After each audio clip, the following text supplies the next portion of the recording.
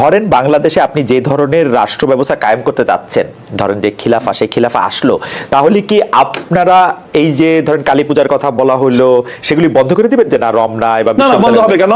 সেগুলি করতে দিবেন, সেগুলি করতে দিবেন? প্রত্যেক ধর্মাবলম্বীর যার যার ধর্মীয় রীতি অনুযায়ী তার সে ধর্মীয় স্বাধীনতা ভোগ করবে, তার জানমালের নিরাপত্তার যে বিষয়গুলো আছে, ইসলামী রাষ্ট্র ব্যবস্থা, ইসলামী রাজনৈতিক যে বন্দোবস্ত, সেখানে অন্য ধর্মাবলম্বীদের ধর্ম পালনের শুধু স্বাধীনতা নয় বরং নিরাপত্তা নিশ্চিত করা হয়েছে, এবং সেই নিরাপত্তা অবশ্যই বাস্তবায়ন করা হবে। তাদেরকে কি জিজিয়া কর দিতে হবে? এখন আমি প্রথমেই কথা বলি যে আমরা মুসলিম কি অমুসলিম। যদি আমি মুসলিম হয়ে থাকি তাহলে আমাকে অবশ্যই কোরআনের প্রত্যেকটা আইনকে বিশ্বাস করতে হবে, মানতে হবে। আমরা আপনাদের কাছে পাল্টা প্রশ্ন করি, খালেদ মহিউদ্দিন সাহেবকে এবং আজকে আমরা অতিথিকে, যে আমরা এজ এ মুসলিম আমরা কোরআনের প্রত্যেকটা বিধানকে শ্রদ্ধা করি কিনা এবং প্রত্যেকটা বিধান আল্লাহর পক্ষ থেকে প্রদত্ত সেই হিসাবে আমি বিশ্বাস এবং মানি কিনা, সেটা বলেন আপনি।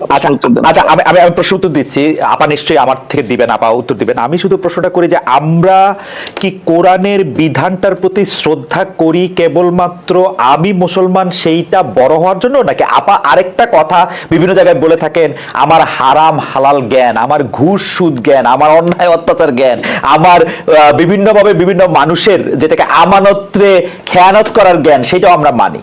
আমি তো দেখি বাংলাদেশ 90% মুসলমানের দেশ, আমি দেখি 90% মুসলমানের মধ্যে 90% ধর্মীয় সেই বিশ্বাসটাকে আপনি প্র্যাকটিস করার বিষয়। যদি আপনি ধর্মীয় যে বিশ্বাস সেটাকে যদি আপনি অ্যাকসেপ্ট করেন, দেন তখন আপনি মুমিন, এবং যদি আপনি সেটাকে প্র্যাকটিস করেন তারপর আপনি সে ভালো আমল হলো আপনার উন্নত মুসলিম হলেন। কিন্তু আমাদের প্রশ্নের আমি বলি একটু শুনেন, জিজিয়া কর দিবে কিনা। জিজিয়া করটাকে স্বাভাবিকভাবে যেটা ভাবে উপস্থাপন করা হয় যে এটাকে খুব একটা জুলুম এবং অন্যায় এবং ইসলামের একটা বৈষম্যপূর্ণ বিধান হিসেবে আপনার আখ্যায়িত করার আপনার প্রশ্নের টোনের মধ্যেই কথাটা রয়েছে। জিজিয়া কর এটা হলো মুসলমানদের কাছ থেকে জাকাত নেওয়া হয়, সেই জাকাত হলো তাদের অর্থনৈতিক রাষ্ট্রীয় যেই আপনার এই সোর্স, সেই সোর্সের এখান থেকে একটা ইনকাম। ঠিক তেমনি ভাবে অমুসলিমরা জাকাত দিবে না, তারা জাকাতের পরিবর্তে তারা জিজিয়া এবং কর দিবে, এবং এই জিজিয়া করের বিনিময়ে তারা তাদেরকে রাষ্ট্র সব ধরনের নিরাপত্তা এবং তাদের যে সার্ভিস গুলো দিবে, এটাকে আমরা সার্ভিস চার্জ বলতে পারি। আসলে স্পেসিফিক উদাহরণ দিয়েছেন জনাব মামুনুল হক।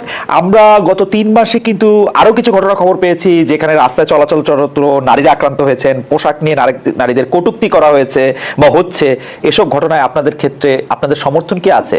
অনেক ক্ষেত্রে তৌহিদি জনতার কথা বলা হয়েছে। আমি একটু শেষ করি, আমরা একটু শেষ করি। তো অনেক ক্ষেত্রে তৌহিদি জনতার কথা বলা হচ্ছে। এই তৌহিদি জনতা আসলে কারা? তাদের আপনি চেনেন কিনা, জানেন কিনা জনাব মামুনুল হক? আমি তৌহিদি জনতার পরিচয়ে যাচ্ছি না। আমি প্রথম আপনাদের এবং আমাদের আজকে সম্মানিত অতিথি যে কথাগুলো বললেন, সেই কথাগুলো সমাজের খুবই একেবারে বিচ্ছিন্ন কিছু ঘটনা। আর এর বিপরীত দিকে আমরা এই দেশে এই মানে প্রকৃত অর্থে যারা প্র্যাকটিসিং মুসলিম, আমরা আমাদের বেশভূষায় এবং লেবাস পোশাকে আমরা যে কতটা এখানে নানাভাবে বৈষম্যের শিকার, হেনস্থার শিকার, তার খুব কম দৃষ্টান্তই আপনারা মিডিয়াতেও আনেন। আর আপনাদের এই সাধারণ যেই যারা মহলে চলাফেরা করেন, আপনাদের খুব কম আমার মনে হয় এটা জানাশোনা আছে।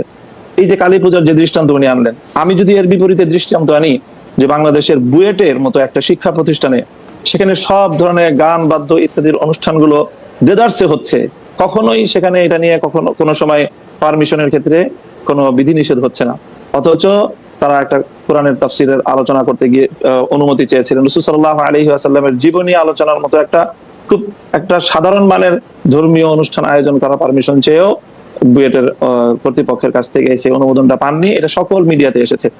ঢাকা বিশ্ববিদ্যালয়ের কথা যদি বলি, এই ঢাকা বিশ্ববিদ্যালয়ে আপনার কত বছর, কত যুগ পর্যন্ত ইসলামের নামে কোনো ছাত্র সংগঠনকে আপনারা একটা প্রোগ্রাম করতে দেয় নাই, অথচ সেখানে অন্য সব ধরনের ছাত্র সংগঠনগুলো তারা কার্যক্রম পরিচালনা করছে। কমিউনিজমের মতাদর্শের যারা তারা করতে পারবে, অন্যান্য তারা করতে পারবে, শুধু ইসলামী ছাত্র সংগঠনের নাম নেওয়া হলেই ঢাকা বিশ্ববিদ্যালয় তাদেরকে অচ্ছুত হিসেবে সাব্যস্ত করে রাখা হয়েছিল। এই বিষয়ে তো কোনোদিন ওনারা কথা বলেন। একটু জানতে চাইছি যে ইসলামের নাম নিয়ে কোনো প্রোগ্রাম ঢাকা বিশ্ববিদ্যালয় হয় না, কিন্তু অন্য কোনো ধর্মীয় আলোচনার বা কোনো এরকম কোনো প্রোগ্রাম কি হয়েছে? মানে আসলে তো ইসলাম নিয়ে অনেক ধরনের প্রোগ্রাম ঢাকা বিশ্ববিদ্যালয়ে হয়েছে, সেটা আমি জানি ইসলামী নিয়ে অনেক কিছু হয়েছে। ব্যাপকভাবে দেখেন, প্রায় প্রতিটি হলেই খুব সুন্দরভাবে আমি আপনাকে নির্বিঘ্নেই ব্যাপকভাবে সেখানে হিন্দু ধর্মাবলম্বী সংখ্যা কত সেটারও কোনো হিসাব করা হয় না, তাদেরকে নির্বিঘ্নে হলের মধ্যে জাঁকজমকপূর্ণভাবে তারা পুজোর আয়োজন করছে। আমি জনাব মামুনুল হক ঢাকা বিশ্ববিদ্যালয়ের ব্যাপারটা একটু বলি, আমি একটু ঢাকা বিশ্ববিদ্যালয় তখন সেখানে অনুমোদন পাওয়া যায়। আমি ঢাকা বিশ্ববিদ্যালয়ের কথাটা একটু বলি। ঢাকা বিশ্ববিদ্যালয় আরবি, ইসলামের ইতিহাস ও সংস্কৃতি, ইসলামিক স্টাডিজ যেটা ইসলামী শিক্ষা সহ, ফার্সি সহ এবং আরো বেশ কিছু জায়গায় নিয়মিত এই ডিপার্টমেন্টগুলিতে নিয়মিত কোরআনের তাফসির, কোরআনের গল্প, কোরআনের থেকে বিভিন্ন উদাহরণ, হাদিসের বিভিন্ন রকম কথা এগুলো নিয়ে নিয়মিত সেমিনারের আয়োজন করা হয়।